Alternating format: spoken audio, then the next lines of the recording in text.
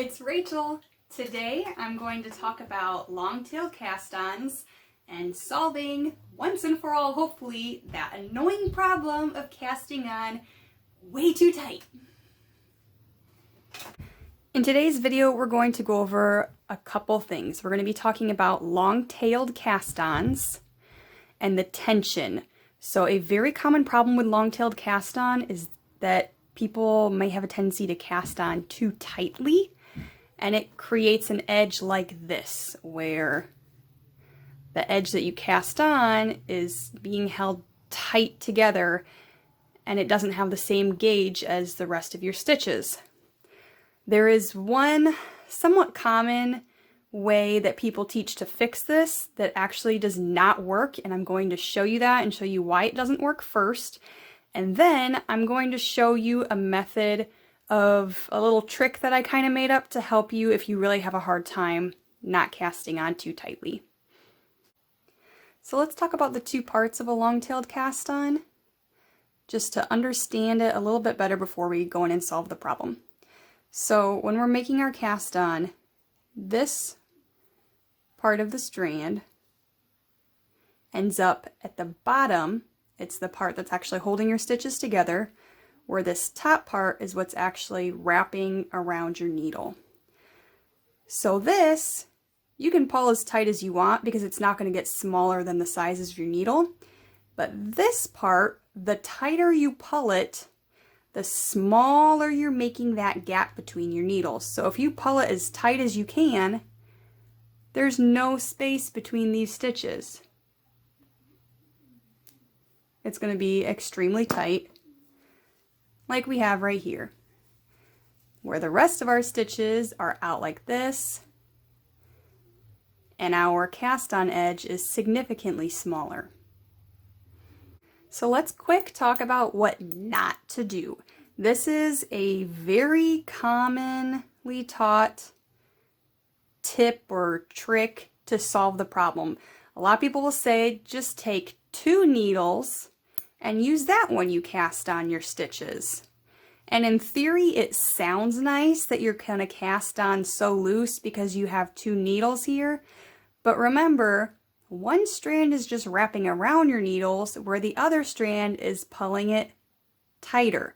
So now our actual stitch is the size of 2 needles, but if I'm still pulling this just as tight as I always do, they're going to be exactly as close together as they always are, and they're not going to be any looser. And we can see that in this sample I have right here, where the edge is still extremely tight. It's just as tight as the other sample, but your stitches are actually going to be, there'll be a little bit of a gap. You can't see that very well in the video with the light, but there'll be a little bit of gap with your stitches because the first row is going to be a little bit taller than the rest of your stitches. So do not do this. This is not going to solve your problem. So now let's talk about what you can do to solve the problem. The first easiest way to do it is when you make your stitch, be mindful of this bottom yarn, how tight you're pulling it.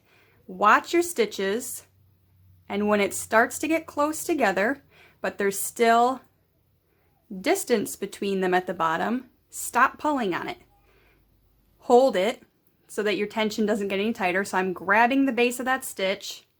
So if I pull this, it's not pulling any of this any tighter. And then make your next stitch, and again do it slowly and carefully, so you can be mindful of how tight you are pulling this. By doing that, you can see that my stitches are no longer cast on directly next to one another. Still having a hard time getting them the right gauge and the right tightness, if you will, and you just can't pay attention enough, or you don't want to do that, I've made up a little trick for you. Grab one more needle, and instead of stacking them, we're going to use this needle to actually add the space between your stitches. So what we're going to do is I'm going to make my stitch, and then before I pull anything tight, I'm going to put this needle between my stitches, and then I can yank it as hard and as tight as I want. But this needle is there between them, and it cannot get any tighter than the width of the needle that you're casting on. So now I'm going to leave this needle here, and then I'm going to cast on another stitch, and before I pull it tight, now I'm going to move this needle and pull it tight. And you can see the last stitch still has a gap there, and I cannot pull this too tight with this needle here. And then I'll just hold that, and then it kind of holds itself if you make it really tight. So then I'm going to cast on another stitch, and before I pull it tight, I'm going to take this out, and I'll move it into my new gap, and I can yank as hard as I want. And then my stitches will be exactly as far apart as I want them to be. Now, if after all that you're still having a hard time getting a nice, even cast on edge, what you can do is try a German twisted cast on method. And it's very similar to a long tail cast on, but it adds a little extra step and an extra loop, and it makes it very, very stretchy. So you can make it a little bit tighter, and you've got a little bit more stretch, and maybe that'll help you get it not so tight. And this cast on edge was made using my little trick I made up with the needle in between your stitches. So give it a try, let me know how it works for you, and hopefully that'll help solve some of your problems.